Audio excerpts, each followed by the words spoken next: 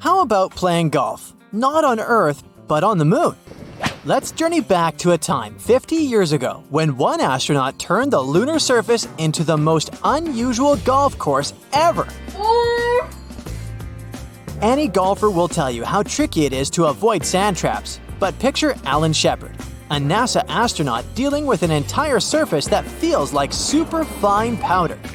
During the Apollo 14 mission, he took a break to showcase some spacey golf skills for everyone watching from Earth. After his first shot, he excitedly made another. For him, it seemed the ball went forever and ever. Let's dial back to reality for a moment.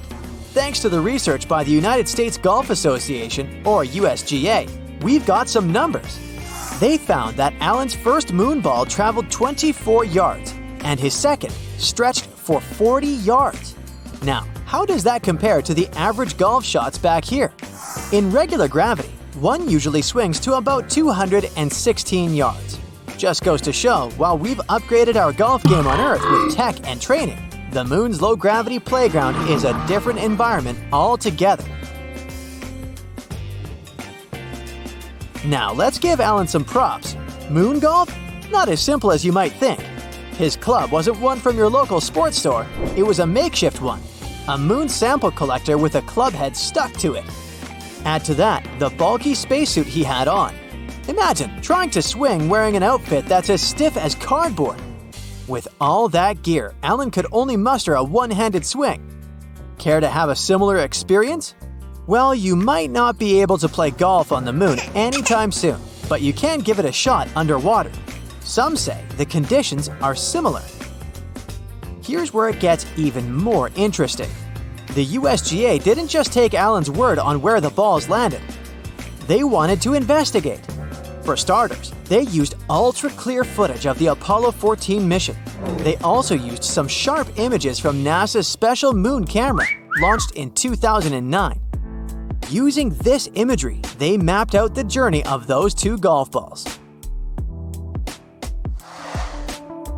Alan loved his unique golf club so much, he wanted to bring it back home. No big deal, right? Well, you see, in those days, astronauts would leave behind unnecessary items to make space for moon rocks. But not this club. So during the 70s, this interstellar golf club found a new home at the USGA Museum in New Jersey. Unlike regular golf clubs, this one had a twist. It was crafted from aluminum and Teflon. It was built to fold and fit snugly within the tight spaces of the lunar lander. How did this whole moon golf idea even pop up? Well, in 1970, golf legend Bob Hope paid a visit to NASA. Inspired by Hope's love for golf, an idea came into Shepard's head: moon golf. To turn his dream into reality, he collaborated with a golf professional and NASA's tech specialists. Together, they crafted a club that met NASA's strict safety norms. But hey, Alan didn't want this to be just a surprise stunt. Remember, traveling to the moon required very strict protocols. They couldn't just randomly have a picnic up there, you know? So, Alan made sure NASA officials agreed with this impromptu game of golf. They were initially skeptical, but eventually gave the green light after Alan passionately laid out his plan. He also promised he'd start playing if everything went smoothly on the mission. Determined to make it perfect, Alan prepped like a champ. The story goes that he'd put on his hefty spacesuit and sneak off to secret spots so he could practice. Decades later, he'd still be reflecting on his lunar escapade. He was the only golfer to ever swing on the moon. It's not just golf balls that astronauts left behind on their trips. There were actually a lot of objects left on the moon between 1969 and 1972, the year of the last moon landing.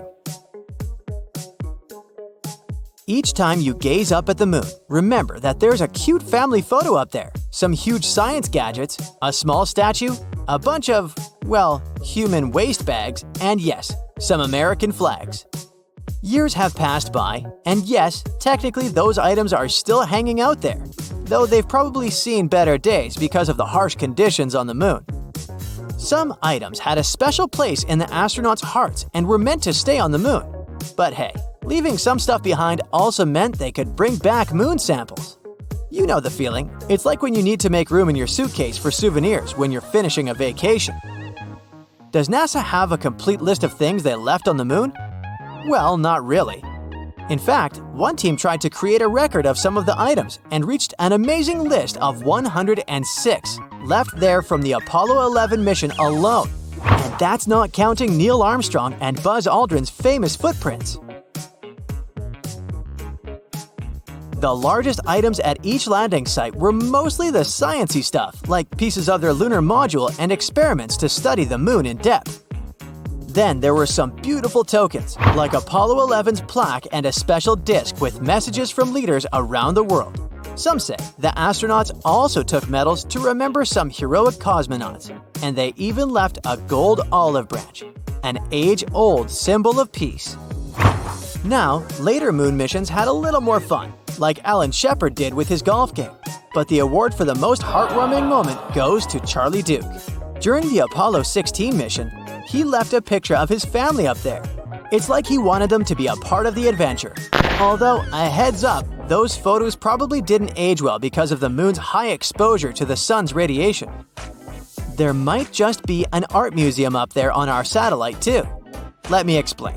There is this tiny little art piece called the Moon Museum.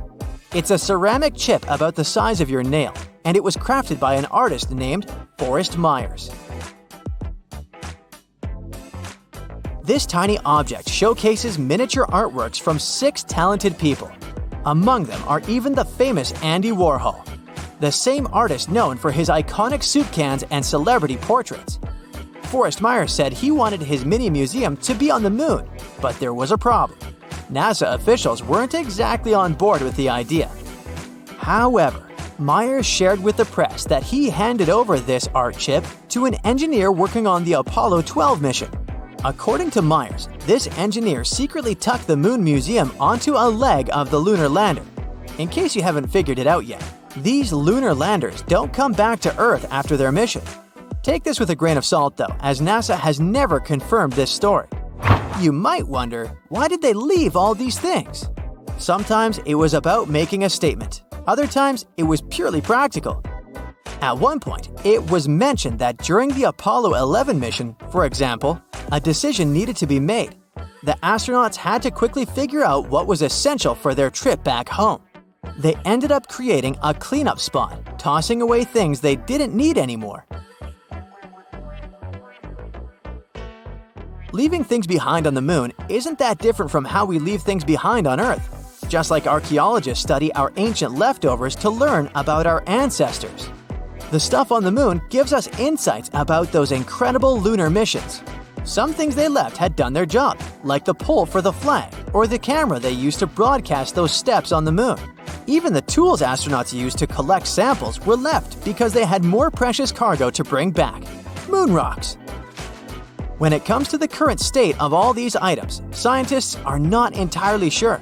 We do know that NASA's Moon Observer has spotted some of their shadows. They're still up there. The official gear was built to resist, so it might behave a bit better. But those personal items? They've probably seen better days. That's it for today. So hey, if you pacified your curiosity, then give the video a like and share it with your friends. Or if you want more, just click on these videos and stay on the bright side.